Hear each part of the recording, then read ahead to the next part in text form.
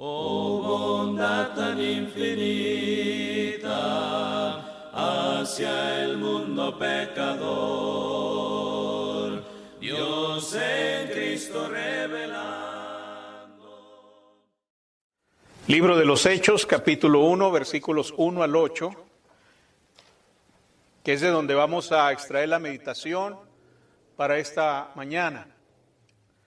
Hechos, capítulo 1, versículos 1 al 8, dice de la siguiente manera: En el primer tratado, Teófilo, hablé acerca de todas las cosas que Jesús comenzó a hacer y enseñar hasta el día en que fue recibido arriba, después de haber dado mandamientos por el Espíritu Santo a los apóstoles que había escogido, a quienes también, después de haber padecido, se presentó vivo con muchas pruebas indubitables, apareciéndoseles durante 40 días y hablándoles acerca del reino de Dios. Y estando juntos les mandó que no se fueran de Jerusalén, sino que esperasen la promesa del Padre, la cual les dijo: oísteis de mí. Porque Juan ciertamente bautizó con agua, mas vosotros seréis bautizados con el Espíritu Santo dentro de no muchos días. Entonces los que se habían reunido le preguntaron diciendo: Señor, ¿restaurarás el reino de Israel en este tiempo? Y les dijo: No os toca a vosotros saber los tiempos o las sazones que el Padre puso en su sola potestad. Pero recibiréis poder cuando haya venido sobre vosotros el Espíritu Santo, y me seréis testigos en Jerusalén, en toda Judea, en Samaria y hasta lo último de la tierra. El tema que vamos a estar considerando se titula: Mantengamos lo esencial. Mantengamos lo esencial. Este texto que hemos leído, hermanos, registra el último encuentro de nuestro Señor con sus discípulos mientras estuvo aquí en la tierra. Él está a punto de ascender nuevamente al cielo para sentarse a la diestra de Dios. Antes de irse, manda y ordena a sus discípulos que alcancen al mundo con su mensaje, y así les recuerda lo que debe ser el enfoque central de su ministerio.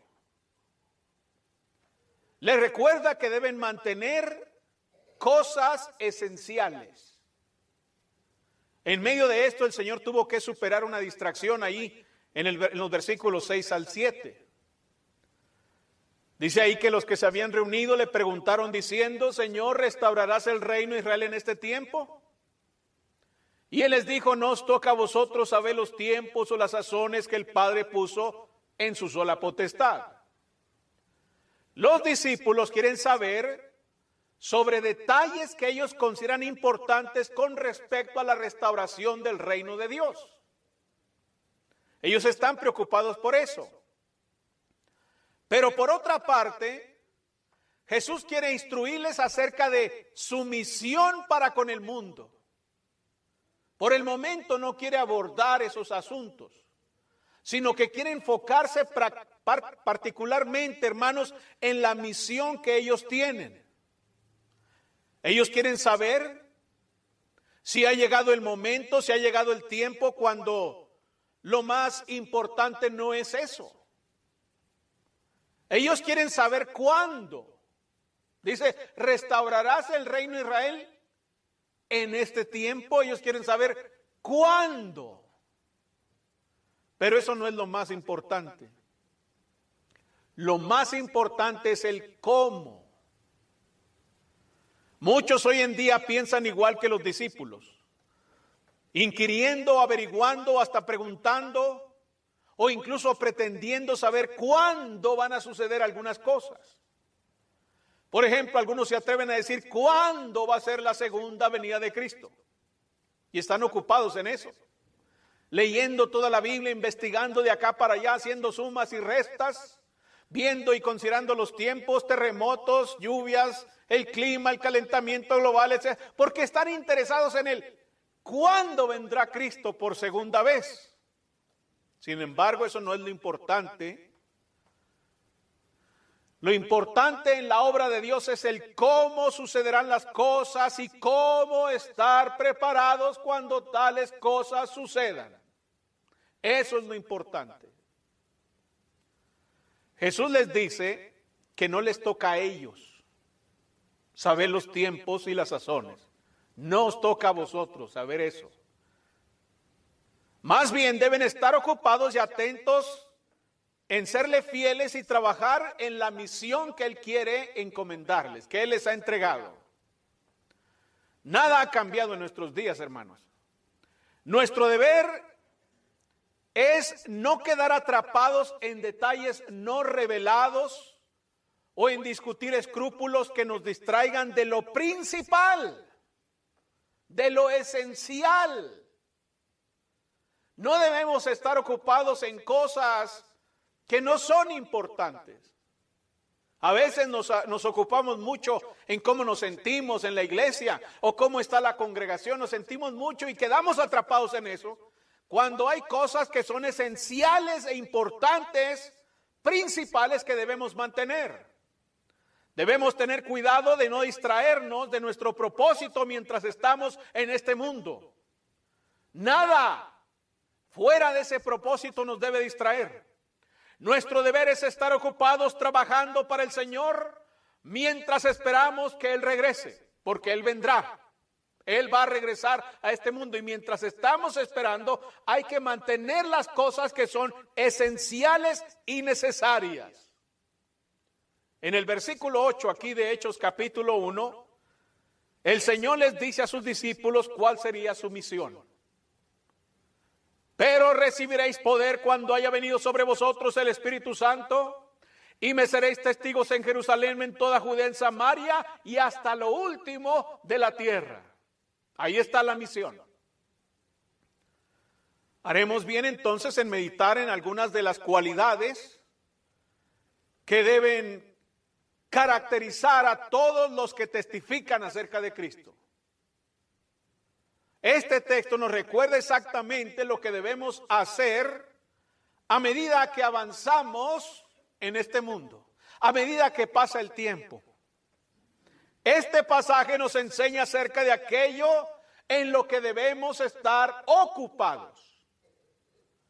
Por eso quiero meditar en este pasaje para darnos cuenta sobre la importancia de mantener las cosas esenciales. ¿Por qué digo que esto es lo principal? ¿Por qué digo que lo que dice el versículo 8 es esencial? Bueno, porque aquí tenemos a Jesucristo, quien luego de ser crucificado, resucitado de los muertos y a punto de ascender al cielo, pudiendo haber hablado de muchas otras cosas, pudiendo haber abarcado una gran variedad de mensajes diferentes o de enseñanzas distintas, en sus últimas palabras en persona aquí en la tierra, entrega precisamente esta comisión. Eso quiere decir entonces que lo que dice el versículo 8 es importantísimo, es esencial. En Hechos capítulo 1, versículo 8 vemos la misma comisión que hemos leído en los evangelios, la misma, la predicación del evangelio al mundo.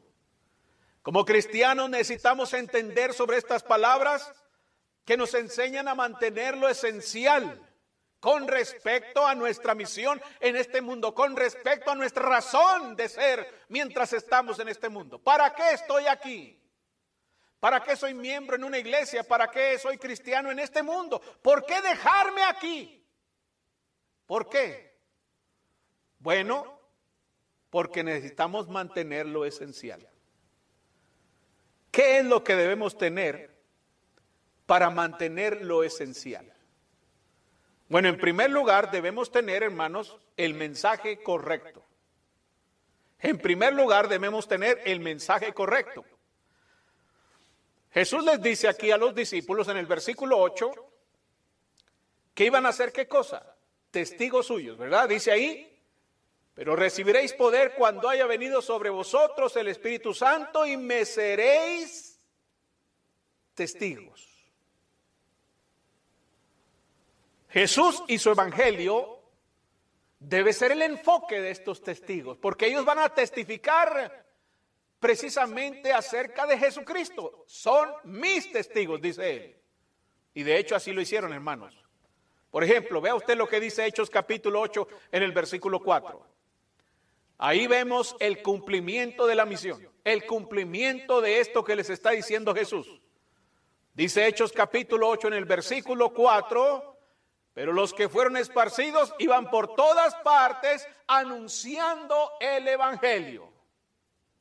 No iban preocupados por qué iban a comer, dónde iban a dormir, dónde iban a habitar, cómo iban a hacer con sus hijos. No, estaban ellos ocupados anunciando el evangelio en ese momento de persecución. Ahí mismo en el versículo 35, entonces Felipe, abriendo su boca y comenzando desde esta escritura que hizo, le anunció el evangelio de Jesús. Es interesante que Felipe es enviado a predicar a un lugar donde no hay hoteles, donde no hay casas, donde no hay nada. Y sin embargo él fue, hizo caso a la comisión y abriendo su boca, usando las escrituras que hizo, anunció el evangelio. Cumplió con la misión. En el capítulo 9, en el versículo 20, dice ahí la escritura, enseguida predicaba a Cristo en las sinagogas, diciendo que este era el Hijo de Dios. Ahí está. En 1 Corintios capítulo 1 en el versículo 23, el apóstol Pablo hablando de los cristianos dijo, pero nosotros predicamos a Cristo crucificado, para los judíos ciertamente tropezadero y para los gentiles locura. ¿Ve? ¿Qué hacemos nosotros? ¿Qué hacemos nosotros? ¿Qué hacemos los cristianos? Los judíos piden señales, los griegos buscan sabiduría, pero nosotros ¿qué hacemos? Predicamos a Cristo. Ahí mismo en el capítulo 2, en el versículo 2 de 1 Corintios, dice, pues me propuse no saber entre vosotros cosa alguna, sino a Jesucristo y a este crucificado.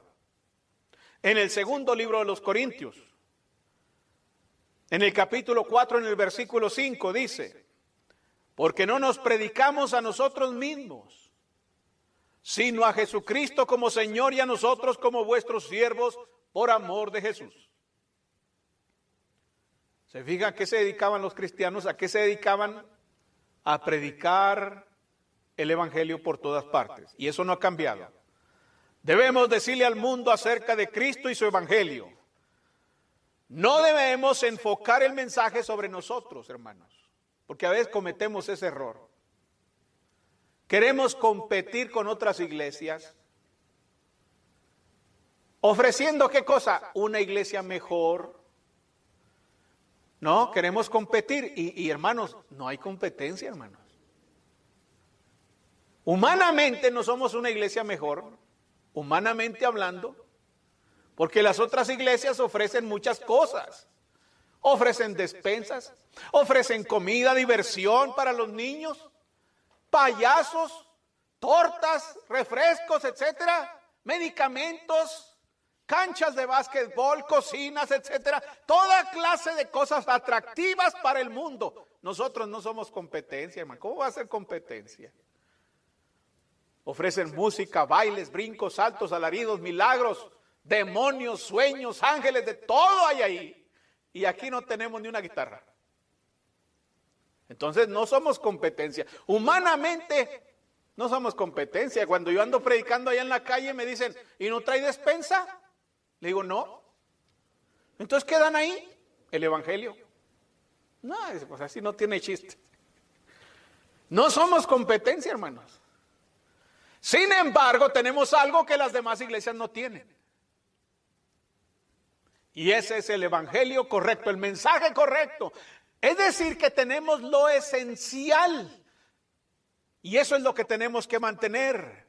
No debemos enfocar el mensaje sobre nosotros, o sobre nuestras vidas, o sobre nuestras creencias, ni siquiera sobre la iglesia local, o sobre algún predicador. Ninguna de esas cosas tiene poder, ninguna de esas cosas tiene influencia suficiente para que la gente venga a Cristo. No, hermanos, no debemos ofertarnos nosotros. Lo que tenemos que hacer es seguir predicando el mensaje correcto, porque el mensaje correcto es el que tiene poder Pablo dijo en Romanos capítulo 1 en el versículo 16, porque no me avergüenzo del evangelio, porque es ¿qué cosa? Es poder de Dios para salvación. Eso es lo que tenemos, el mensaje correcto. Las iglesias allá afuera no lo tienen, por eso ellas ofrecen payasos, ofrecen música, rock and roll, reggaetón, ofrecen cosas que tienen porque no tienen el mensaje correcto. Y nosotros lo tenemos. Tenemos el evangelio que es poder de Dios para salvación. Entonces debemos compartir el mensaje de su amor, su muerte, su resurrección. Debemos compartir el mensaje del evangelio con la gente, así como hizo Felipe. Felipe se acercó al carro y ¿qué hizo? Sacó unos mopeds ahí, unos monitos para distraer al etíope. Le ofreció comida. ¿Le ofreció qué cosa? ¿Unas aguas frescas? No. Además, el que traía todo eso era el etíope. Él traía agua y traía todo ahí. Y Felipe no traía nada. Pero Felipe traía el mensaje. Felipe traía el mensaje. Abriendo las escrituras, le anunció el evangelio. Y eso es exactamente lo que nosotros tenemos. Tenemos escrituras y hay que irlas a abrir a la gente, a toda la gente, a cualquier persona, ir a abrirlas y predicarles ese evangelio poderoso de Jesucristo. Eso es lo que tenemos nosotros y eso es lo que hay que mantener. Vaya usted, no pierda la fe en el mensaje, no pierda la fe en la palabra, no pierda la fe en la espada del Espíritu, no pierda la fe. Vaya, abra las escrituras y comparte el evangelio con todo mundo. Hágalo. La Biblia dice en Romanos capítulo 10, versículos 9 y 10, que si confesares con tu boca que Jesús es el Señor y creyeres en tu corazón que Dios le levantó de los muertos, serás salvo, porque con el corazón se cree para justicia, pero con la boca se confiesa para salvación. ¿Ven? Eso es lo que produce el evangelio. De nada sirve que la gente confiese que la iglesia a la que asistimos es la mejor. Eso de nada sirve. ¿O sí? ¿De qué sirve que la gente a nuestros alrededores digan, no, la iglesia de Cristo en Rivera y Luna es la mejor, es la verdadera, es la buena? ¿Eso de qué sirve? De nada. No somos partidos políticos. Lo que la gente debe confesar es lo que dice aquí la Biblia, que si confesares con tu boca, ¿qué cosa? Que Jesús es el Señor. Y creyeres en tu corazón que Dios le levantó de los muertos, serás salvo. Eso es lo que vale. De nada sirve que digan que somos la mejor iglesia. De nada sirve que digan que el predicador de tal congregación es muy bueno. De nada sirve eso, hermanos. O que cierta doctrina que practicamos es la correcta, la bíblica. De nada sirve que la gente diga, oh, esa iglesia está más apegada a la Biblia. Eso de nada sirve. Lo que sirve es que ellos confiesen a Jesús como el Señor. Eso es lo que hay que hacer. No hay que ir a hablarles acerca de esta iglesia. No hay que ir a hablarles acerca del predicador. No hay que ir a hablarles acerca de nosotros, de lo que tenemos, de lo que dejamos de hacer. Hay que ir a convencerlos de que Jesús es el Señor resucitado y que lo confiesen. Eso es lo que hay que hacer. Porque eso es lo que vale. Eso es lo que cuenta. Podemos convencer a una persona, incluso, hermanos, de ser bautizada. Podemos convencer a una persona de ser bautizada, pero si no cree de todo corazón que Cristo es el Hijo de Dios, de nada sirve. ¿Se acuerda del etíope? Le iba predicando, Felipe le iba predicando y el etíope dijo, aquí hay agua que impide que yo sea bautizado. ¿Qué dijo Felipe? Nada, pues si lo que quiero es que te bautices. Hombre, haberlo dicho, vamos al agua, vámonos, es lo que queremos. Más bautizados. No, ¿qué dijo Felipe? Si crees de todo corazón, bien puedes. Pero si la persona no cree y nada más se bautiza por bautizarse, porque le hemos convencido de que se meta al agua, eso no sirve, hermanos. Para esa persona no sirve. Vamos a tener un cristiano, entre comillas, indiferente, que no ama al Señor. Eso no sirve. Vea el enfoque. Hechos 16:31. ¿Qué fue lo que predicaron ahí? ¿Qué es lo que estaban enfocados? Ellos dijeron, cree en el Señor Jesucristo y serás salvo tú y tu casa. ¿Ven el enfoque? No estoy diciendo que no hay que bautizar. Lo que estoy diciendo es que el enfoque de nuestra predicación tiene que ser que la gente crea que Jesucristo es el Señor. Que la gente lo reconozca como el gobernante de sus vidas. Que la gente lo confiese y lo reciban como el soberano, el rey a quien deben servir. Y entonces lo demás vendrá solo. Pero cuando la gente nada más dice, sí quiero ser bautizada para no irme al infierno, no me quiero achicharrar en el infierno, no quiero estar ahí en el infierno, o quiero estar con mis familiares, o quiero estar con mis amigos, o quiero estar en esta iglesia porque ahí dan cosas, o porque es muy bonita, o porque son muy buenas gentes. De nada sirve eso. Lo que importa es que la gente sea salva como creyendo que Jesucristo es el Señor. Y en eso se enfocaban. Antes de ser bautizado, el etíope tuvo que reconocer eso, ¿no? Creo que Jesucristo es el Hijo de Dios. Debemos decirle al mundo que Jesús salvará si le reconocen como Señor, como el Hijo de Dios. Yo a veces veo hermanos predicadores que van a una casa y están jóvenes ahí y les dicen, estamos esperando que usted se bautice y estamos esperando que usted se bautice y a ver cuándo nos da la sorpresa de que se bautice. Y yo a veces les digo, hermano, no, yo no estoy esperando que se bautice, yo lo que estoy esperando es que confiese que Jesús es el Señor. Que lo reconozca como su soberano, como su gobernante, como su rey, como su Dios. Y entonces, cuando haga eso, solito se va a meter al agua. Y es lo que debemos hacer nosotros. Tome su Biblia y vaya a la gente y convénzalos de que Jesús es el Señor, que ha resucitado de entre los muertos y está sentado a la diestra de Dios y que debe reconocerle como Señor para ser salvo. No se nos envía, hermanos, al mundo a tratar de impresionar al mundo con nuestra comprensión de la Biblia, con nuestra teología. Muchas personas conocen las teorías de la teología, de palabras que suenan rimbombantes, términos teológicos, etcétera.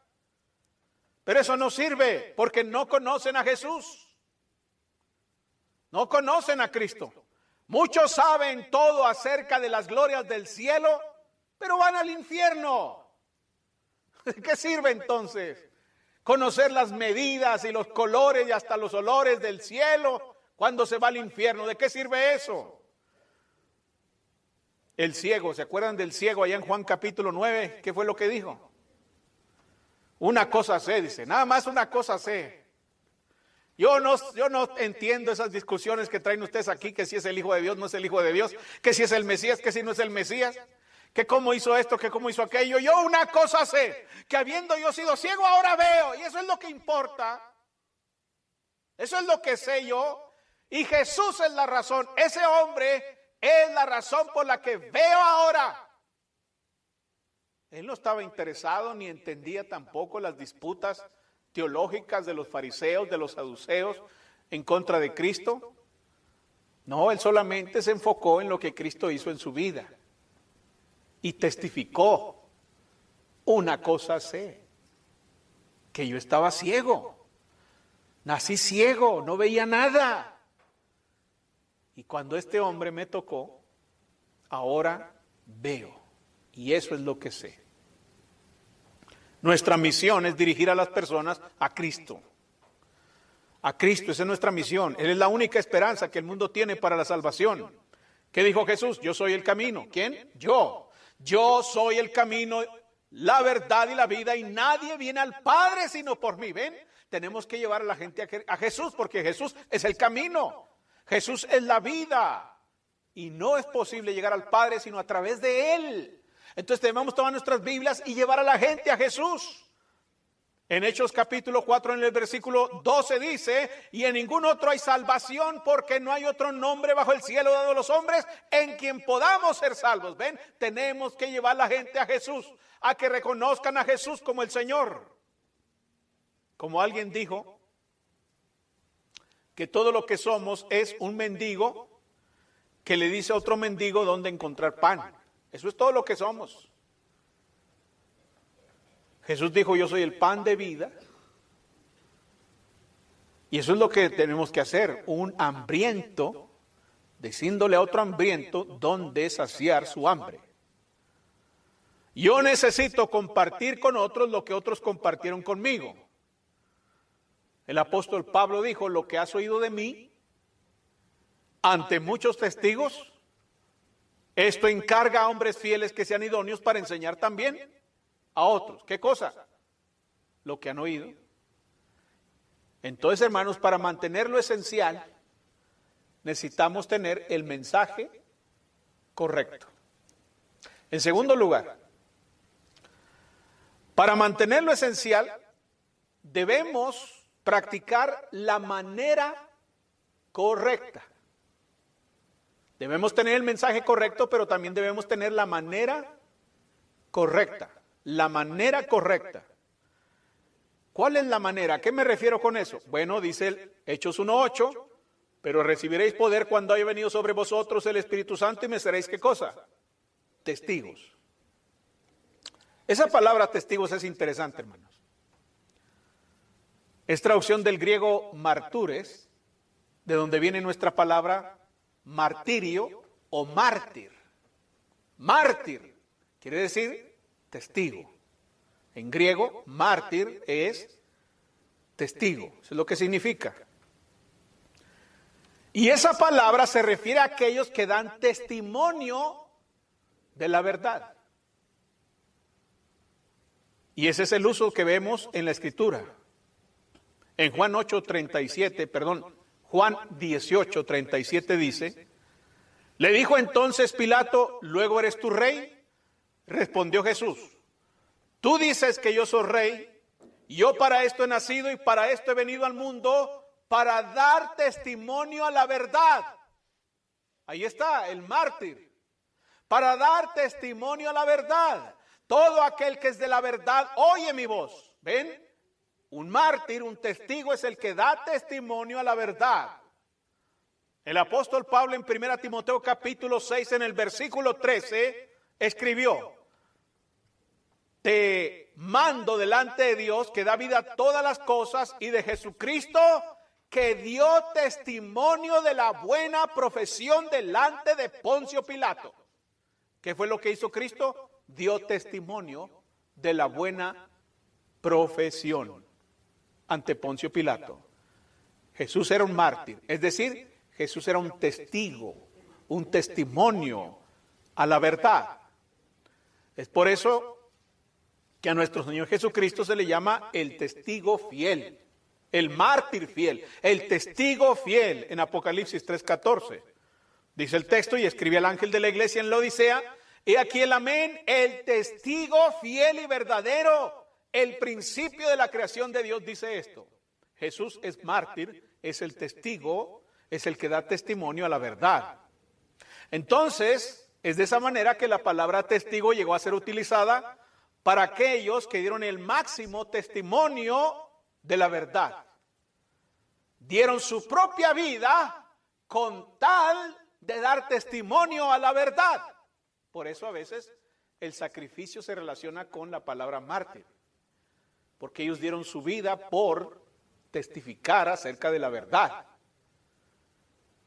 Y aunque es cierto que debemos ser fieles al Señor hasta la muerte, el hecho es que el sentido bíblico de la palabra mártir es ser testigo, testificar.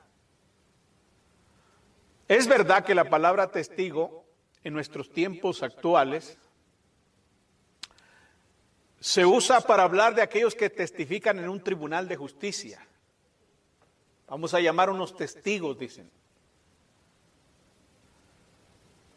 Un testigo en un juicio es llamado a contar lo que ha visto y lo que sabe es verdad sobre cualquier asunto. Y es así como se usa en la Biblia en Números capítulo 35 en el versículo 30 que dice, cualquiera que diere muerte a alguno, por dicho de testigos, morirá el homicida, mas un solo testigo no hará fe contra una persona para que muera. ¿Ven?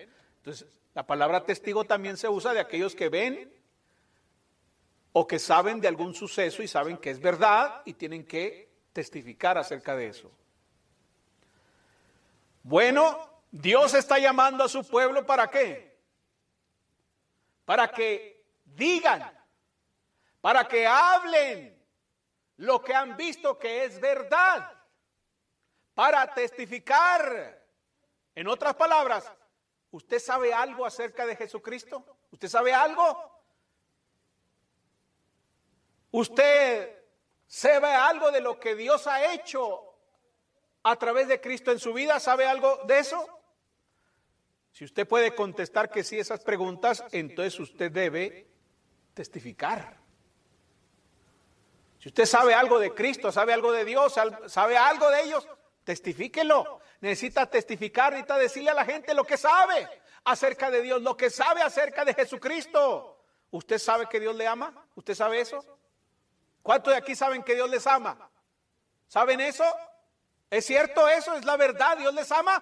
Testifíquelo entonces, dígalo al mundo. ¿Usted sabe que es salvo? ¿Usted sabe que es salvo? ¿Sabe que eso es verdad? ¿Que usted es un hijo de Dios que recibió el perdón de sus pecados? ¿Lo sabe? Hable de eso entonces. ¿Sabe cómo Dios salva a los pecadores? ¿Sabe cómo una persona puede recibir el perdón de sus pecados? ¿Sabe cómo una persona puede ser redimida, salvada, rescatada del infierno? Testifíquelo entonces. Vaya y cuente. En la Biblia tenemos ejemplos de hombres que supieron la verdad y la testificaron. El día de Pentecostés, por ejemplo, el apóstol Pedro se paró en medio de la multitud y comenzó a predicar. Felipe le testificó al etíope. Pablo le testificó al rey Agripa. El hombre ciego ante el Sanedrín testificó acerca de lo que Cristo había hecho en su vida. Dice, una cosa sé, que estaba ciego y ahora veo, y este fue el que me hizo ver. Testificó acerca de la verdad. ¿Qué fue lo que hicieron? Solamente contaron lo que sabían. Contaron lo que sabían, contaron lo que habían experimentado. Y esa es la manera correcta. Eso es lo que hay que hacer. Usted no vaya a hablar allá afuera, no tome su Biblia y vaya a hablar de cosas que no sabe, de cosas que no entiende, no haga eso. La manera correcta es que usted vaya y testifique, hable de lo que usted sabe, de lo que usted ha experimentado, vaya y testifíquelo al mundo. La Biblia dice en 1 Pedro 3:15, santificad a Dios el Señor en vuestros corazones, y está siempre preparados para presentar defensa con mansedumbre y reverencia ante todo el que os demande razón de la esperanza que hay en vosotros. ¿Por qué está usted aquí? ¿Por qué? ¿Qué está haciendo usted aquí? ¿Por qué es miembro en esta iglesia? ¿Por qué trae una Biblia? ¿Por qué canta alabanzas? ¿Por qué hace oraciones? ¿Por qué? Bueno, la respuesta que usted tenga es el testimonio que usted debe dar allá afuera. Esa es la manera correcta. Para mantener lo esencial, debemos tener el mensaje correcto y debemos tener la manera correcta, testificar lo que sabemos. En tercer lugar, para mantener lo esencial, debemos tener la mentalidad correcta. La mentalidad correcta. Otra vez Jesús dice, me seréis testigos. Quien testifica en un tribunal de justicia sabe que debe testificar ante el juez y ante el jurado. Pero el testimonio de Jesucristo tiene que ver con testificar ¿a quién? Al mundo. Esa es una gran obra que cada uno de nosotros debe tener presente. Por tanto, no haremos mal, hermanos, si terminando esta reunión, usted quiere ir a testificar. Eso es lo correcto. Usted quiere ir y hablar la verdad. Eso es lo correcto. Pero para hacer eso debemos adoptar la mentalidad de aquellos que ven en las calles y en las puertas de las casas el púlpito para su predicación. Hay que adoptar esa mentalidad. Debemos tener presente que los pecadores a quienes vamos a testificar Los vamos a encontrar por miles en las calles, en las casas, en las plazas y prácticamente en cualquier lugar que esté fuera de este lugar de reunión. Tenemos que testificar al mundo. ¿Dónde encontramos pecadores? Pues afuera de aquí, fuera de este lugar. En otras palabras, nuestro campo misionero es cualquier lugar donde encontremos pecadores. Esa es la mentalidad correcta. La mentalidad correcta es que los pecadores están allá afuera. Mis hermanos, la gran mayoría de nosotros nunca vamos a ir a las partes más lejanas de la tierra a predicar. Nunca.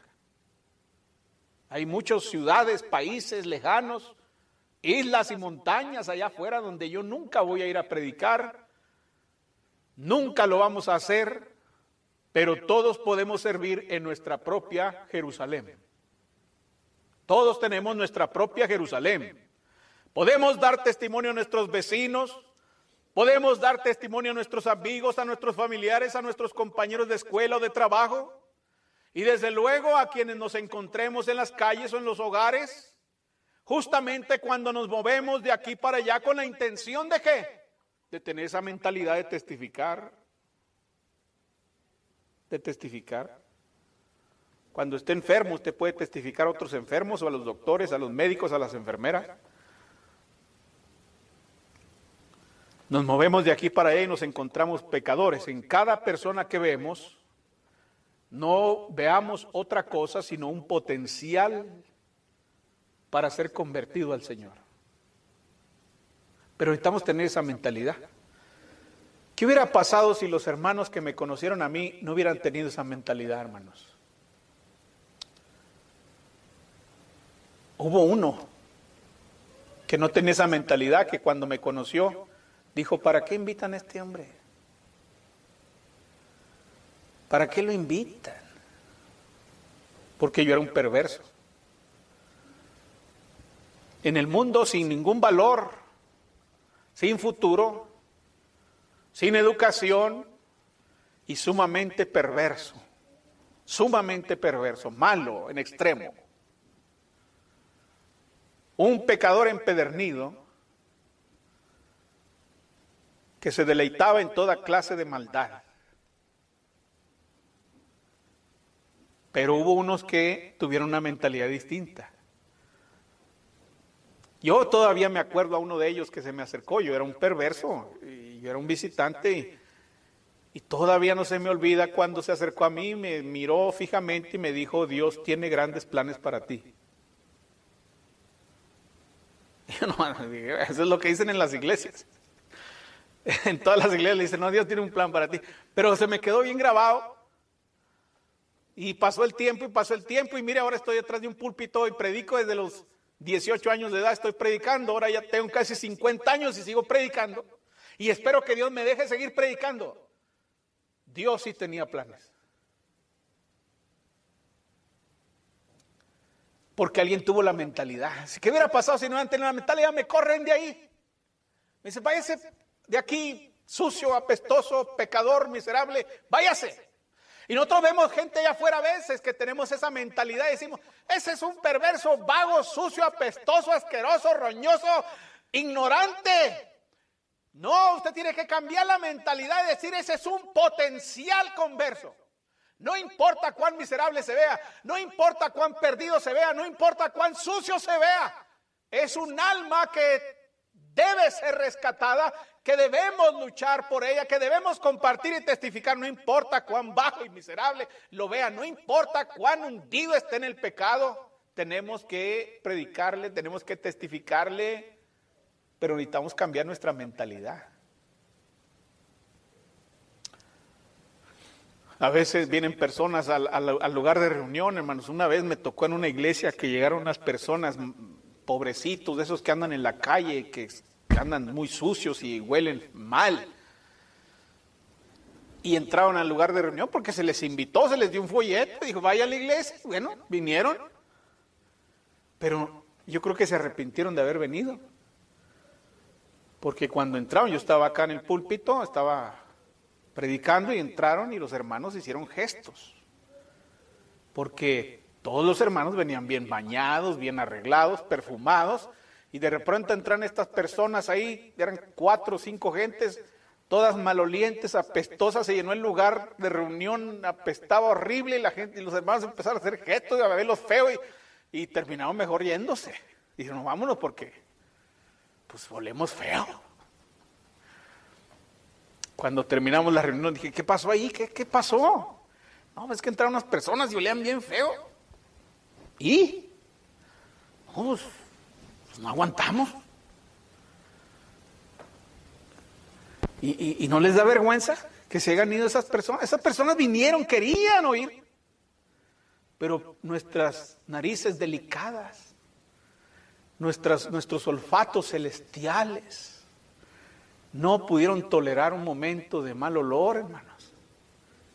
Y ahora esas almas se perdieron. Tremenda cosa. No debemos cambiar nuestra mentalidad. No importa ese pecador, no importa de qué raza sea, de qué nacionalidad sea. No importa si es pobre o rico, no importa, hermanos. Ya se bañará. Si dice, es que este huele feo, ya se bañará. Pero necesita primero, ¿qué? Ser rescatado. Ya cambiará su forma de hablar. Ya cambiará. Ya cambiará su mentalidad, ya cambiará porque se va a arrepentir, va a ser una nueva criatura y va a cambiar. Pero necesitamos cambiar nuestra mentalidad. Debemos estar siempre ocupados en la misión. Mientras realizamos todas nuestras actividades, de manera paralela debemos estar listos para introducir el Evangelio a las personas que nos rodean.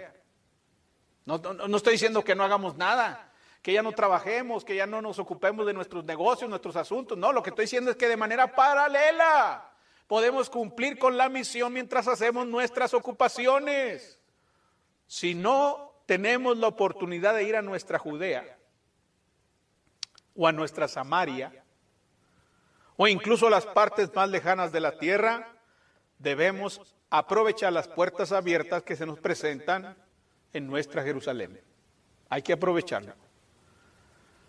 Una cosa que distingue a la iglesia de Cristo, hermanos, y me refiero a la iglesia de Cristo de la Biblia, una cosa que distingue a la iglesia de Cristo y a cada cristiano en la Biblia, es precisamente que se ocupan en testificar, en llamar al mundo a Cristo. Eso los distingue.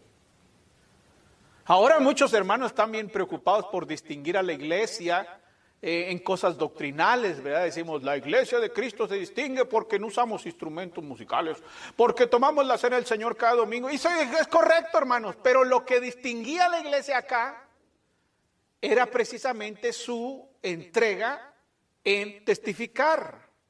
Mire lo que dice Apocalipsis, capítulo 22, versículo 17, por ejemplo. Ahí el texto habla del espíritu y la esposa es la iglesia. Y dice ahí Apocalipsis 22, 17, y el espíritu y la esposa dicen, ven. ¿Qué les distingue? ¿Qué distingue a la esposa? ¿Qué distingue al espíritu? ¿Qué los distingue a ambos? ¿Qué dicen? Ven. Eso es lo que les distingue. Y el que oye diga, ven. Y el que tiene sed, venga. Y el que quiera tome del agua de la vida gratuitamente. ¿Ven? Eso es lo que distingue a la iglesia y a los cristianos en el Nuevo Testamento. Lo que es realmente lamentable es que la mayoría de creyentes no hablarán con nadie que esté fuera de su zona de confort. Estamos acostumbrados a compartir el Evangelio solamente a los que estén dentro de nuestra zona de confort. Hablarán con algunos amigos. Hablarán con algunos familiares y tal vez con algunos conocidos, pero nunca van a querer ir a lo que esté fuera del círculo de confort. Temen compartir el Evangelio fuera de su propio ámbito de seguridad. Como resultado, la mayoría de los miembros de una iglesia no están involucrados ni ocupados en la obra de evangelismo que la iglesia debe estar haciendo. Ellos tienen la mentalidad de muchos que dicen, mis 4 y nada más con eso, mis 4 y ya cumplí, ya estoy satisfecho, mis 4. No, eso no es correcto, porque hay un mundo entero que debe alcanzarse con el Evangelio de la gracia, y nuestro trabajo es precisamente cumplirlo. Si realmente creemos que la gente está yendo al infierno sin Jesús, si realmente creemos eso, hermanos, si realmente creemos que el Evangelio es para todos los hombres, ¿por qué no estamos haciendo más para entregarles el Evangelio? ¿Por qué no estamos diciendo al mundo perdido que Jesús salva? ¿Por qué? Si creemos firmemente que en Jesús hay salvación, que están perdidos y van al infierno, ¿por qué no lo hacemos? ¿Podría ser que realmente no creemos eso? ¿No confiamos en la sangre de Cristo? ¿No confiamos en el poder del Evangelio? ¿Será que hemos perdido la fe en eso? ¿Podría ser que estamos salvados y satisfechos y que no nos importa nada más? Ya me salvé yo, que ruede el mundo. ¿Será eso? ¿Podría ser que hemos olvidado de mantener lo esencial?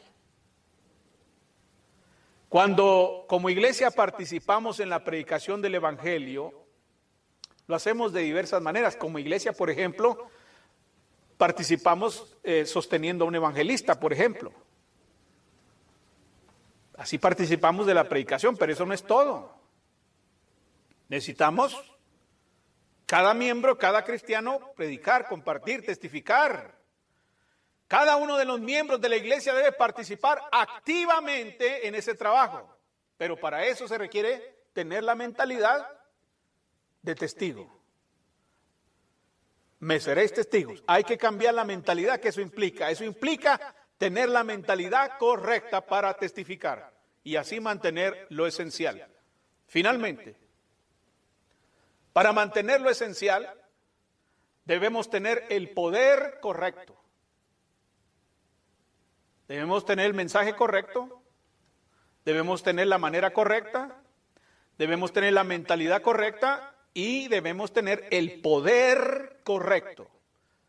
Pero recibiréis poder y me seréis testigos. Vean, si queremos que nuestro mensaje sea eficaz, si queremos que nuestros métodos tengan éxito y si queremos que nuestra mentalidad sea la correcta, entonces necesitamos ayuda.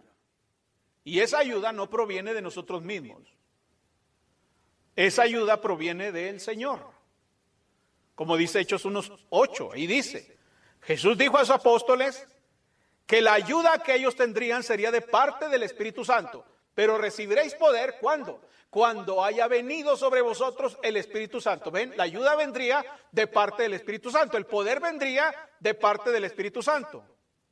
En el Evangelio de Lucas, leemos eso mismo, esto que dice aquí, en Lucas capítulo 24, en el versículo 49. He aquí yo enviaré la promesa de mi Padre sobre vosotros, pero quedaos vosotros en la ciudad de Jerusalén hasta que seáis investidos de poder desde lo alto. Es lo mismo que está diciendo acá. Cuando el poder llegó el día de Pentecostés en Hechos capítulo 2, entonces, y hasta entonces, comenzaron a testificar. ¿Qué hizo la diferencia, hermanos? No fue el poder de elocuencia, porque Pedro ni era bueno para hablar. No tenía ni educación, vamos. No fue que tomaron clases de oratoria, no fue que se inscribieron unas clases de homilética o clases de evangelismo, como muchas iglesias ahora dan, ¿verdad? Vamos a dar unas clases de capacitación, de evangelismo, de oratoria, ¿verdad? Para que usted se exprese con eficacia en el mundo y la gente lo escuche. No. No aprendieron un discurso conmovedor previamente preparado para convencer a los oyentes, no. Lo que hizo la diferencia fue el poder. Eso hizo la diferencia, hermanos. Ellos siguen hablando como antes hablaban, pero ahora habían recibido poder. Y eso marcó la diferencia. La pregunta es esta: ¿de dónde vino ese poder? Bueno, vino del cielo. Recibiréis poder cuando haya venido sobre vosotros. Vino del cielo. No puede ser aprendido en algún manual. Ese poder no puede ser adquirido aquí en la tierra, no puede ser parte de cierto entrenamiento ministerial. Ese poder viene del cielo. En otras palabras, Es la humanidad siendo tocada por la divinidad. Aquí estamos hablando de un encuentro entre lo divino y lo humano, hermanos. Por eso ese poder no puede ser dado por nadie en esta tierra. No puede ser adquirido por nadie en este mundo. No puede ser pasado por nadie aquí, no puede. La pregunta es esta: ¿tenemos nosotros ese poder? Quizás ahí está el problema. Quizás tenemos la mentalidad correcta, tenemos el mensaje correcto, la manera correcta incluso, pero no tenemos ese poder, no tenemos el poder, y quizás ahí está la diferencia, hermanos. Ahí está lo que marca el problema, quizás. Si usted se enfoca en algunas cosas aquí, se va a distraer. Por ejemplo, hay quienes están conscientes de este poder, pero se distraen ¿con qué? Con las lenguas, con las sanidades, con los milagros, se distraen con eso, y esa no es la idea del poder. Esa no es la idea. Ciertamente que los apóstoles, cuando fueron bautizados con el Espíritu Santo, comenzaron a hablar en otras lenguas e hicieron milagros y señales y prodigios, pero el poder no es propiamente para eso. Y ahí está en Hechos 1:8. Ahí está. No se distraiga con las lenguas, no se distraiga con la sanidad de enfermos, porque van a terminar frustrados. Si se enfocan en esas cosas, van a terminar frustrados, hermanos. Incluso algunas iglesias, algunos grupos han querido imitar ese poder. Han querido imitarlo. Dicen, no, aquí hablamos en lengua y hacen puros ruidos disparatados que nadie entiende. Aquí sanamos a los enfermos y nada. Dicen que sanan, pero no es cierto. ¿Por qué? Porque han quedado frustrados. Han creído que el poder tiene que ver con las lenguas, con sanidades, con milagros, etcétera. No es así. La Biblia no encasilla ese poder con el hecho de hablar en otras lenguas o hacer milagros. ¿Sabe con qué encasilla la Biblia? ¿Con qué tiene que ver ese poder? Ese poder tiene que ver con predicar con denuedo la palabra de Dios. Para eso es el poder. Para predicar con denuedo la palabra de Dios. Lean bien Hechos 1:8, léanlo bien, léanlo correctamente, fíjese bien lo que dice. Fíjese bien, ahí dice, pero recibiréis poder cuando haya venido sobre vosotros el Espíritu Santo. ¿Y qué sigue? ¿Qué pasa? ¿Qué resulta? ¿Cuál es el efecto de recibir poder ahí? ¿Cuál es el efecto? Y me seréis testigos. ¿Ven? El poder está relacionado con testificar. El poder viene para testificar, para predicar con denuedo la palabra de Dios. Eso es exactamente lo que dice. Recibiréis poder cuando haya venido sobre vosotros el Espíritu Santo y me seréis testigos. Esa es la idea. Es cierto que ellos hablaron en lenguas cuando el Espíritu Santo vino sobre ellos. Y es cierto que a partir de ahí sanaron enfermos y hacían muchas señales y prodigios, pero eso tenía otro propósito, hermanos. El texto dice, recibiréis poder y me seréis testigos. Esa es la idea. El poder es para ser testigos. El poder es para ser testigos. ¿Lo ven? El poder es para testificar, es para predicar la palabra. El toque divino es para ser testigos. Recibiréis poder y me seréis testigos. Esa es la idea. Vean otro texto en Hechos capítulo 4, versículo 31. Ahí reafirma lo que estoy diciendo. Dice ahí, cuando hubieron orado, el lugar en que estaban congregados tembló. No se distraiga con eso. No se distraiga con el temblor. Vea lo que sigue. Vea lo esencial. Y todos fueron llenos del Espíritu Santo. ¿Y qué pasó? ¿Qué resultó de ser llenos del Espíritu Santo? Hablaban con denuedo la palabra de Dios. ¿Ven? Ahí está el efecto. Hechos 4:31 está claro. Fueron llenos del Espíritu Santo. ¿Y qué pasó? Y hablaban con denuedo. ¿Ven? Hablar con denuedo. La palabra de Dios es el resultado del poder. Es el resultado de ser llenos del Espíritu Santo. ¿Por qué hablaban con denuedo la palabra de Dios? Porque fueron llenos del Espíritu Santo. Por eso. No hablaban con denuedo porque tembló. No se distraiga con eso. Hablaban con denuedo porque fueron llenos del Espíritu Santo. ¿Ven? Ahora la pregunta es esta. ¿Cómo se logra eso? ¿Cómo puedo tener ese poder? ¿Cómo puedo ser lleno del Espíritu Santo ahora? Bueno, la Biblia enseña 3 pasos que usted debe dar para ser lleno del Espíritu Santo y para tener ese poder y entonces testificar con poder la palabra de Dios. Número 1, pasar tiempo con Jesús en su palabra. Para ser lleno del Espíritu Santo usted necesita pasar tiempo con Jesús en su palabra. Pasar tiempo con Jesús en su palabra. Mire lo que dice la Biblia en Marcos 3:14. Marcos 3:14 dice, ve ahí está lo que estoy diciendo. Marcos 3:14 dice, y estableció a 12 para que estuviesen con él y para enviarlos a predicar. Vea el orden. Para que estuviesen con él y para enviarlos a predicar. ¿Ven? Antes de ir a predicar, primero hay que estar con él. ¿Ven? Antes de ir a predicar, primero hay que pasar tiempo con él. Ellos no fueron a predicar sin pasar tiempo con Jesús primero. Ellos primero estuvieron con él y entonces fueron a predicar. Para nosotros tener ese poder, ese denuedo, necesitamos pasar tiempo con Jesús en su palabra. Si no, va a ser imposible. No hay convicción, no hay vida si no pasamos tiempo con Jesús. No hay. No hay ese anhelo, ese deseo. No hay ese poder, no hay esa convicción. No hay esa confianza. Pero si usted pasa tiempo con Jesús en su palabra, cuidado, cuidado. Porque usted va a tener ese poder. En segundo lugar, dedicarse a la oración. El segundo paso, además de pasar tiempo con Jesús, necesita dedicarse a la oración. Hechos 1:14.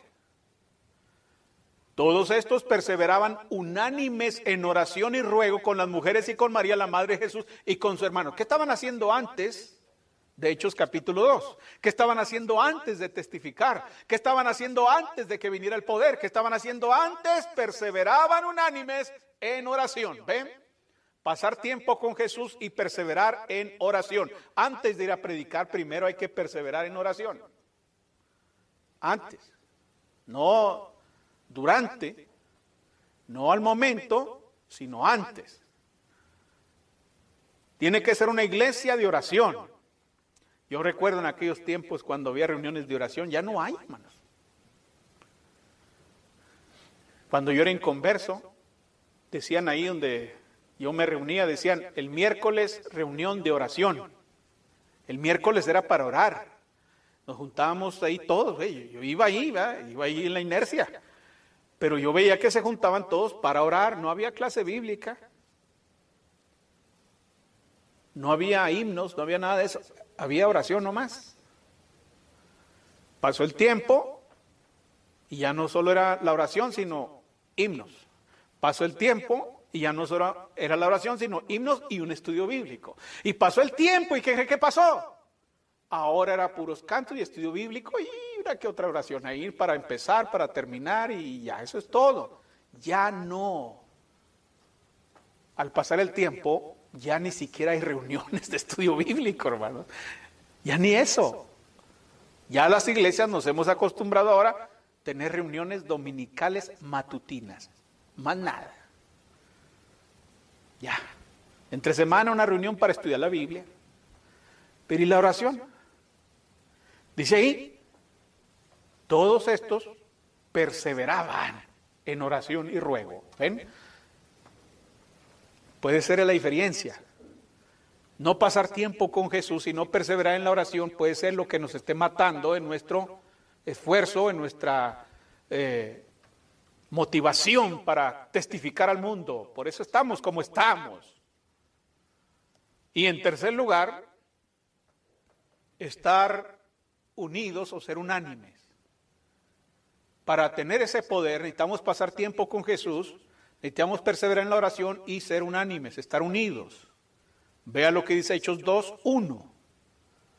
Cuando llegó el día de Pentecostés, estaban todos unánimes juntos.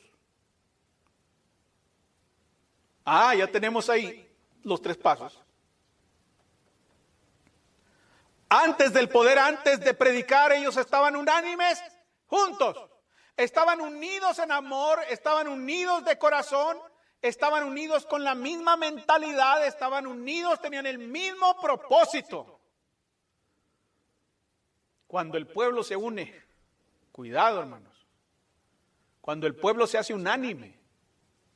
Usted recuerda ya en la Torre de Babel, todos tenían una misma lengua, una misma mentalidad y Dios tuvo que pararlos, Dios tuvo que confundirlos, tuvo que hacer que hablaran de manera diferente para que dejaran de hacer esa construcción, porque mientras hablaban una misma lengua, un mismo lenguaje, estaban unidos en eso, en propósito, ya estaban ahí, no se movían de ahí. Dios tuvo que moverlos, ¿ven? Nosotros, para que tengamos ese poder, necesitamos pasar tiempo con Jesús en su palabra, necesitamos perseverar en la oración y necesitamos tener un mismo propósito, un mismo sentir.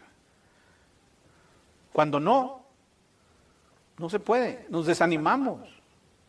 No hay poder, hermanos. Cuando no estamos unánimes, no hay poder.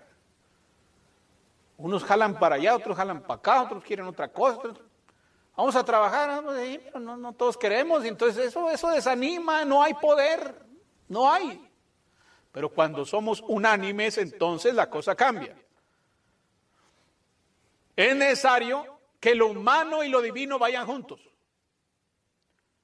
Eso es necesario. Jesús dijo a sus discípulos, id y haced discípulos. Pero no se paró ahí. Y yo estoy con vosotros. ¿Ven? Tenemos que ir juntos. Tenemos que ir unidos. Lo humano y lo divino tienen que ir juntos. Id y haced discípulos. Y aquí yo estoy con vosotros. Tienen que ir juntos. En la obra de testificar necesitamos ir juntos, necesitamos ir todos los miembros de la iglesia y el Señor con nosotros también. Si el Señor no va, no hay poder. Si Él no va, no hay poder. Si Dios no va, no hay poder, hermanos. ¿Qué podían hacer los hebreos cuando iban a conquistar una ciudad sin Dios? ¿Qué podían hacer ante Jericó sin Dios? ¿Qué podían? Nada, no podían hacer nada. Pero cuando Dios iba con ellos, aunque no trajeran armas, aunque no fueran experimentados en la guerra, conquistaron naciones, hermanos, conquistaron naciones, derribaron murallas. Hicieron grandes cosas, pero solamente cuando va junto lo humano con lo divino. Porque sin mí nada podéis hacer, dijo el Señor. Separados de mí, nada podéis hacer. Entonces, para tener ese poder necesitamos que Él vaya con nosotros. Cuando me ha tocado predicar en las calles con algunos hermanos, he visto con tristeza cómo tienen miedo, vergüenza, parados ahí como pequeños ratones frente a un gato enorme. Y me da tristeza eso. En ese momento, cuando yo veo hermanos así, ahí me doy cuenta que no pasan tiempo con Jesús en su palabra, que no perseveran en la oración, que no son unánimes. Por eso tienen miedo, tienen vergüenza, tienen temor. Mis hermanos, aquel mismo poder está disponible para nosotros. Si queremos tener el poder de Dios en nosotros, en nuestro testimonio, en nuestras palabras, en nuestras obras, necesitamos llevar nuestras vidas en la forma en que el Señor pueda bendecir y usar. Si nosotros llevamos nuestras vidas en una forma en que Dios no pueda usar ni bendecir, entonces ese poder no va a estar disponible. El poder solo está disponible para el que quiera servir. Para el que quiera servir, el que no quiera, no. El poder no está con él. Cuando lo hagamos, vamos a ver al Señor obrando en nosotros. Cuando digamos, Señor, envíame a mí, yo quiero ir. Señor, yo quiero hacer tu voluntad, yo quiero mantener lo esencial. Quiero mantener lo esencial. Quiero tener el mensaje correcto, ya lo tengo. Quiero tener la mentalidad correcta, quiero tener la manera correcta, ya tengo esas cosas. me falta el poder, yo quiero eso. Bueno, cuando lo empecemos a hacer, entonces las cosas van a cambiar. Necesitamos desesperadamente el poder de Dios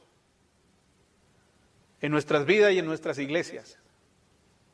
Nunca vamos a disfrutar de la unción si nuestros corazones no están bien con el Señor, nunca.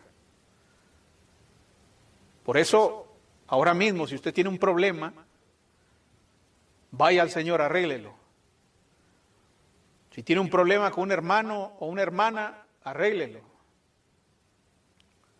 Si tiene un problema, un pecado, algo que está guardando ahí en su corazón, rencor, odio, celos, envidia, hechicerías, enemistades, pleitos, celos, contiendas o cualquier cosa carnal, hay que dejarla ahora mismo, hoy mismo hay que dejarla. Hay que dejar eso porque eso nos va a matar. Tenemos que dejar de mirar a los demás y tratar con nuestros propios corazones.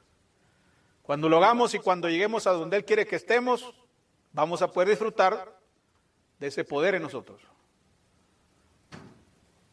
Jesús dijo en Juan 9:4, me es necesario hacer las obras del que me envió, entre tanto que el día dura, la noche viene, cuando nadie puede trabajar. Llegará el día, hermanos, cuando ya no habrá oportunidad para hacer la obra de Dios. Llegará el día cuando ya no podamos hacer la obra de Dios.